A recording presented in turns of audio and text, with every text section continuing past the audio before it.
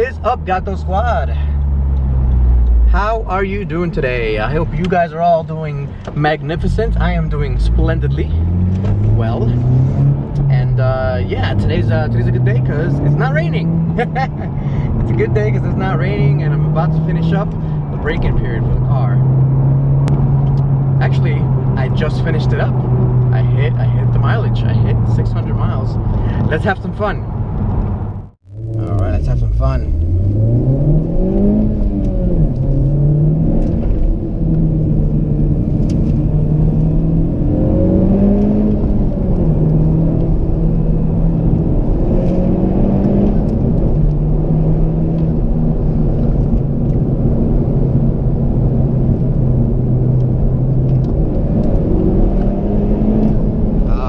Sounds so good. These brakes are great once you get some heat into them.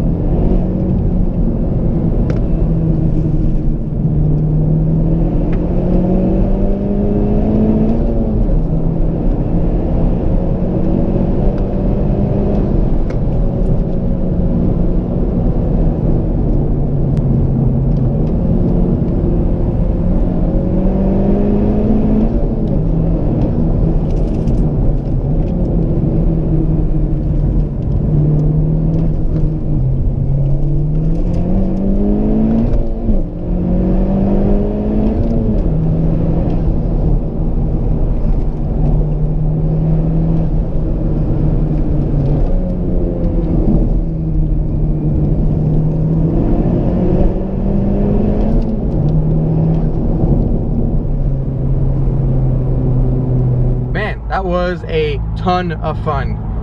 I hope you guys enjoyed that. I mean, I really enjoyed that. This is why you buy this car. You buy this car to have that kind of fun. I can't wait to take it to track. I'm looking at 2 or 3, maybe 4 track days in the next 2 months. We'll see what I can do. I'm not sure if I have the actual time for it, but I'm going to at least make 1 or 2. As you saw there, I'm still getting used to the shifting. You know, it's a really easy shifter, really easy to get it right. It's just that I'm not used to the blipping yet, the throttle blipping. I think I was getting used to the auto rev match that the car came with. I turned that off, like I said. Not because it's bad, not because it's not something that it's actually pretty cool that they include that. It's just that I prefer to do it myself. That's the only reason. It's not, you know, it's not really a big deal. So anyway, back to the topic at hand. As you guys see in the title, yes, this car has problems, and a lot of problems. And you know, it's still so early in its life cycle. And but the kind of problems I'm talking about are not mechanical problems. They're not, you know, the car didn't come with a faulty engine block for that matter, like the Ford Focus RS may or may not have, or you know, the turbo doesn't blow up or anything like that. No, nothing like that. A lot of people are having problems with their Civics because of the way it was designed. So if you look at the Civic, you know, it's basically a track car for the road. So if you go into it with that mentality, you'll know that the flaws that this car has are because it's a track car for the road. So let's start. I basically have a little list. I did some research. So the way this topic came up is because one of my subscribers, you know who you are, I forget your name, but you know who you are, asked me a question in the comments saying, hey, a lot of people are selling the cars, they're not liking the Type R after they buy it, they're having buyer's remorse, you know, because XYZ. Can you explain that? And I'm like, whoa, well, you know, I understand it. You know, there's issues with this car, but these are issues that I want. Right, so I went to research it. I went to the forums. I went to car enthusiast forums, the Civic X forums, and the 10th generation Civic forums, and the Type R and things like that. And I looked it all up, and I basically read all of the comments, all of the complaints, all of the, you know, things that people find wrong with this car. And I'm like, really? You really find, you know, I find them to be truthful but silly. So let's get into it. Let me know what you guys think in the comments. All right, so the first thing that everybody's talking about, and for good reason, is the tires and the rims. So the tires on this car are extremely thin. They look like they're basically painted on the rim because the rims are giant, 20-inch rims, very heavy rims. So first, start with the reason why Honda chose the rim and tire package. So the rims Honda chose the rims, I hear from the engineering team. I'm not sure 100% if it's because of this, but the engineering, I've heard the engineering brief say that the rims are specially chosen in order to combat torque steer. So if any of you guys have driven a high horsepower front wheel drive car, will know that a high horsepower front wheel drive car will have a tremendous amount of torque steer if not properly tuned. And even when they have proper tuning into them, for example, the Ford Focus ST tries very hard to get rid of torque steer, but it's still a torque steering monster. You know, I test drove it before I bought the Civic hatch Sport that I used to have. I love the car, I love the ST, it's a great car, don't get me wrong, it's a great car. But it does have torque steer. Not a big deal for most people, but Honda, for whatever reason, did not want this car to have torque steers. They put these giant 20-inch rims with plus 60mm offset. If you don't know what offset means, look it up. It's basically where the center line of the wheels are mounted, or basically where the wheel is mounted is how far off the center is it. It's plus 60mm, and apparently that really helps a lot with torque steer. So Honda did that for a reason. Now the other thing that the Honda did was stick very, very sticky tires to the car. Now I've already complained about it in the previous video, saying that it's basically picking up all the gravel everywhere I go from my town, and it's because the tires themselves are extremely sticky. Now the trade-off, everything has a trade-off. So the trade-off of having such sticky tires that pick up everything on the road is that on the twisties, as you saw in that driving portion, it just sticks to the road. I could have gone much faster on those twisties if I really wanted to, and it would have still stuck to the road. It was so good, so planted. A lot of it has to do with not just the steering geometry and the suspension, but also definitely the tires. So sticky, so good. Launching the car is also easier because of the tires. The tires are so grippy. So like I've said already, one thing that's the trade-off against that is that it does pick up the gravel and shoots it into the car, and it could damage the paint. I'll fix that. Not a big deal. The tires won't last more than 10,000 miles. So Honda says between 10 to 15,000 miles, you're gonna have to change tires. I'm thinking for me, since I'm gonna take it to the track, and even if I didn't take it to the track, the way I kind of drive around, it probably won't last me more than 7 or 8,000 miles. And at $250 a pop, that's an expensive tire to be replacing. So basically $1,000 every 10,000 or so miles is a lot of money for a lot of people, on top of your car payment, on top of everything else, the insurance. So that's something to keep in mind. So you know, people that complain about tires, you know, it's kind of silly. And I'll get to that in the end. There's easy fixes for that. So just in case you guys were doubting, this is exactly what it says in the window sticker. So this is the Honda Civic Type, my Honda Civic Type R window sticker. And it says, the unique high-performance tires on this vehicle are not designed for winter driving. Suitable tires must be installed for driving on ice and snow. The tires on this vehicle will wear out more rapidly than normal passenger car tires. Tire life may be less than 10,000 miles. Oh, man. So, yeah, there it is. The next thing people complain about is the brakes. So, one thing to keep in mind is, again, this car is a track car for the road. So, it's a car that's very, very enthusiastically minded. So, the brake pads are what I like to call a hybrid brake pad. They're designed really to take the heat and abuse from a full track day, but also work well on the street. So what you get is kind of a trade-off. The trade-off is that on the street, when they're cold, when they have no heat in them, they don't really have the bite, the grab that you expect from these very, very nice brakes, you know, rotors and pads. So once you first start driving it around and the pads are cold, and you go for the brake, you have to kind of give it a little more foot in order for it to stop as fast as you'd like. Now, as soon as they get heat into them, they're really good, and they're more heat resistant than non-track pads. Well, that's another trade-off you're going to get, is that track pads are going to be even more heat resistant. But we'll see how these pads do on the track. I've heard good things. I may not have to upgrade. We'll see. So brakes are another thing. So on top of them being not so grabby when they're cold, they're extremely noisy. And a lot of people are not used to having so much noise coming from their car, especially when they pay $40,000 for a car. They don't want their car to be that noisy. Well, this car is noisy. That's just what it is. You know, it's a noisy car in every aspect, and the brakes are one of the noisy ones. So, you know, a lot of people with their windows down. So with my windows down, and let's say I'm next to like a divider or a wall, I hear clink, clink, clink, clink sometimes, or I hear, you know, whoosh, whoosh, whoosh, whoosh, whoosh, you know, noises that people don't like to hear from their brakes, because it kind of makes it makes the car sound kind of cheap or whatever. But these are sounds you need to get used to if you're gonna have a very, very fast, sporty car. A few other things people complain about: the seats. So the seats are not really good if you are a larger person. So I'm actually kind of broad-shouldered. I'm a short guy, but I'm broad-shouldered, so my shoulders kind of bang up against these bolsters back here. I don't mind them at all. I love being hugged in. I love being kind of, you know, bolstered in.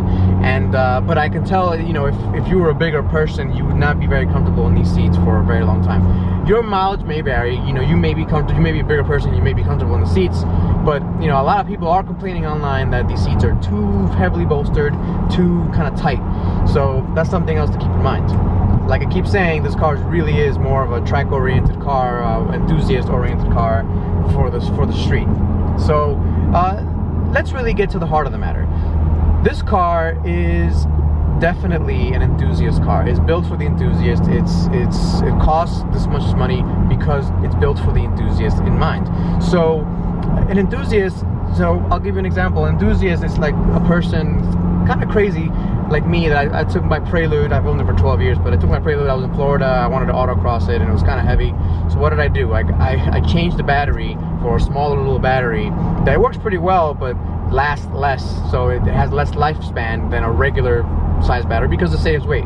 Another thing I did was remove the air conditioner. Now I kind of regret doing that, but at the same time I don't regret doing that, because at the time I was really happy I did it. And I took the AC out and I started autocrossing the car, and I had a ton of fun doing it.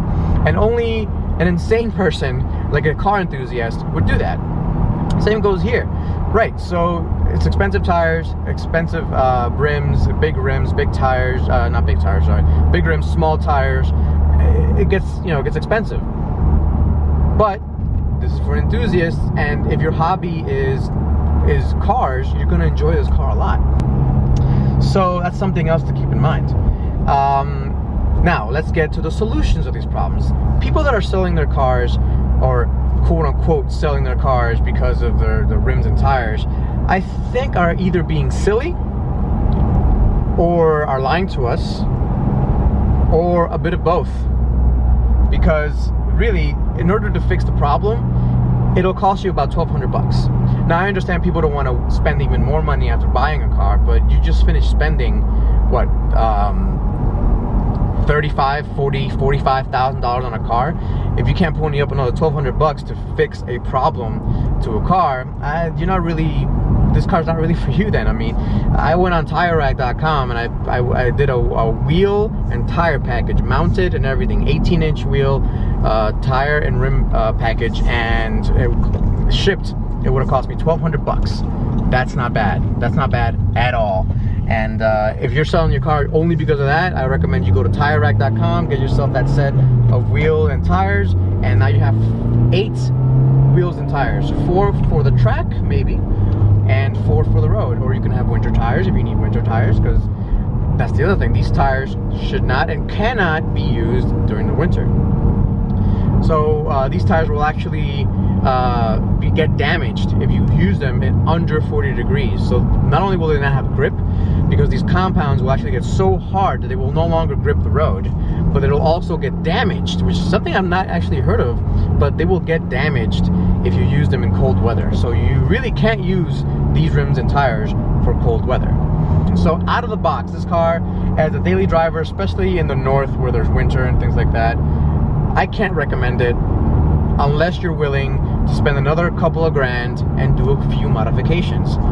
All you really need to do is maybe change out the pads and change out the brakes. I'm sorry, change out the pads and change out the tires and the rims. After you do that, I think this car would make a wonderful daily driver. But you have to be willing to get those modifications in. So that's really all I had to say about that. For me, this car is perfect. This is really the car I was looking for. I was looking for a very sporty, fun car I can use basically daily. You know, I don't really mind the tires expensive. I don't mind the rims being large. If I break them, I'll just buy other rims that are maybe 19-inch or 18-inch rims if I really want to. I'll be doing that at some point as well. The seats are perfect for me. The steering wheel is perfect for me. The clutch is a little bit heavier, which I like. So it's got a little bit more feel to it. The acceleration is really good. The engine package is amazing. It's so good. You know, people also complain that they're not getting really good gas mileage. They say that, oh, it's a turbocharged 2-liter. You know, they should be getting decent gas mileage. It's not really designed to get gas mileage. This car is designed for speed. So, you know, if you're getting 22, 23, 24 miles per gallon, that's not bad. So that's something to also keep in mind. This car has honestly been above and beyond what I expected. I've seen a lot of reviews for it online. You know, I'll be responding to Doug DeMuro's review very soon, so look out for that video.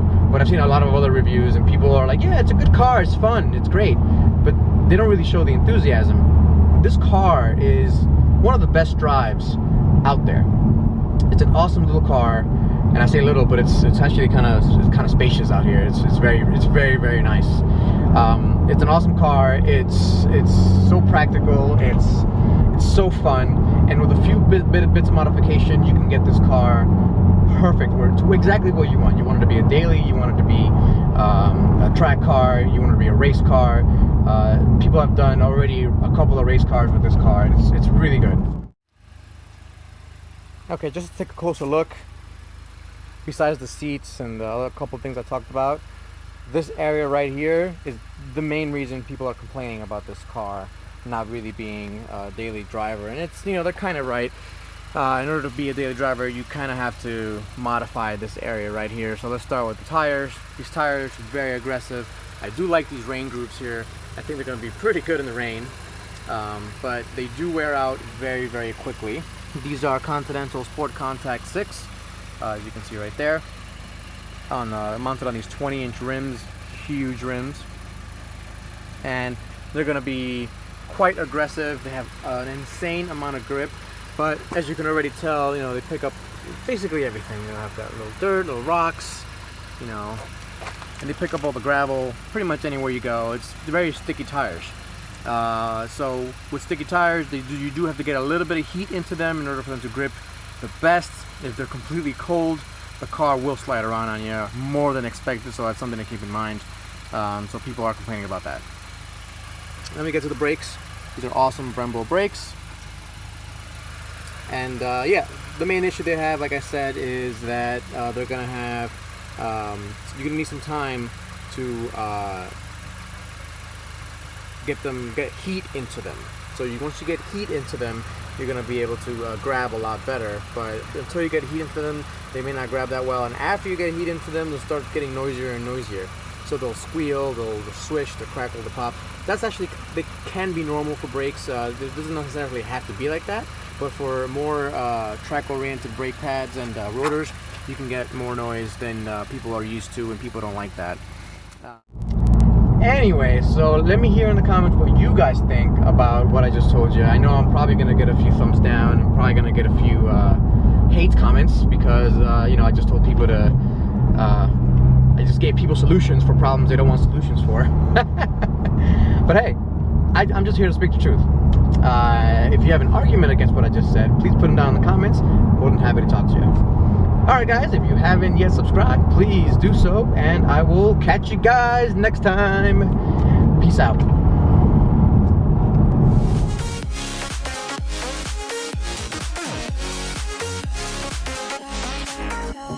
We've both been there before. When a laugh shuts the door, it's a losing game. It's a losing game. But this time it's more than another lot of war. This ain't the same.